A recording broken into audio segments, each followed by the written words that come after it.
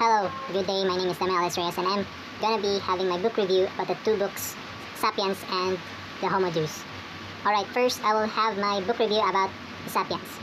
So, I will be basing my book review on the guide questions that you provided us, sir. So first, this book is like the scroll of humanity's history. Although it is stated in a scientific way, it really is the timeline of our history. I think this book is one of the keys that helped us understand how the so-called technological advancement began.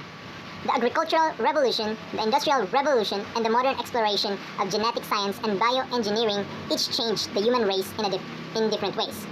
The book introduces us into a journey of how we humans evolved into what we are today and how we developed our civilization to keep us atop of the food chain. To be honest, a lot of things have been described in the book, like the places and the events. I think I'll just describe it in a way that I'll be describing it like a timeline. Right, for the first event, on what I've understood is the discovery of architecture, or the designing stage, or on how we describe how to make blueprints of our constructions or our infrastructures, where the discovery of tools to create images pave way for easier construction and construction of ideas. Agricultural evolution is one of the most important part of humanity because it made food security safer for us.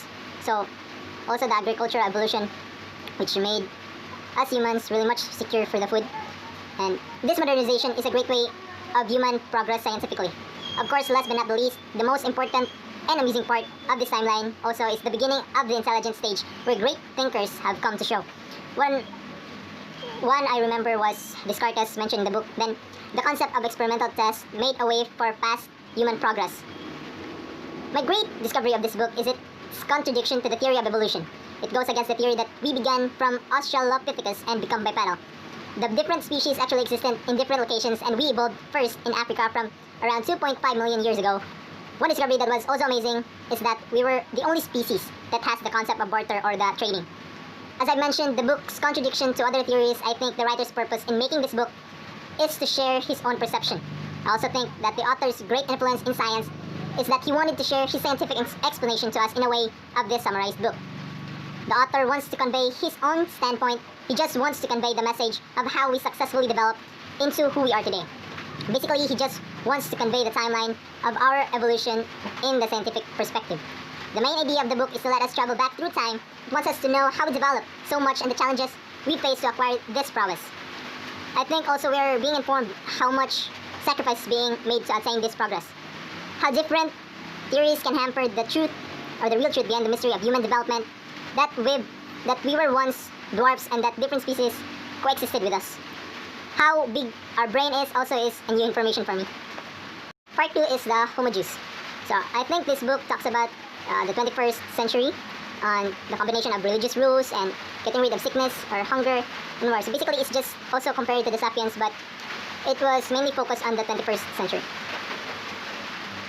Also, one of the best characters that was described here in this book was Kurzweil the Grey, where he maintained that anyone possessing a healthy body and a healthy bank account in 2050 will have a serious shot at immortality by cheating death a decade at a time. And for that, medicine will need to re-engineer the most fundamental structures and process of the human body for us to acquire that so-called immortality. And also the technological developments, as I mentioned also in Sapiens, is also a threat that as humans, because just imagine being immortal, it just goes against our religious beliefs. Excuse me. Also, I think the purpose of the author in writing this book was he also has a different perspective, that he has written a thoughtful look at what humans have in the future, or he has come up with an idea that explains us how humanity will be in the future. Also, he wants to convey that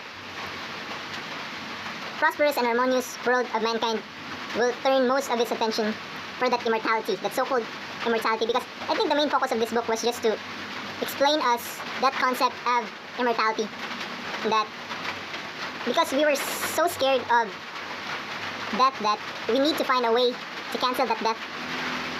And I think the main idea of this book, as I already mentioned, is our perspective of how humans will be in the future.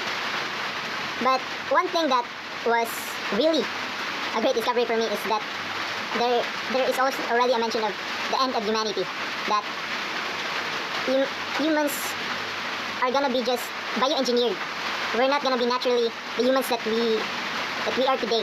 Like technological advancement, because of the construction of the internet and other futuristic ideas, will basically hamper the construction or the structure of humans.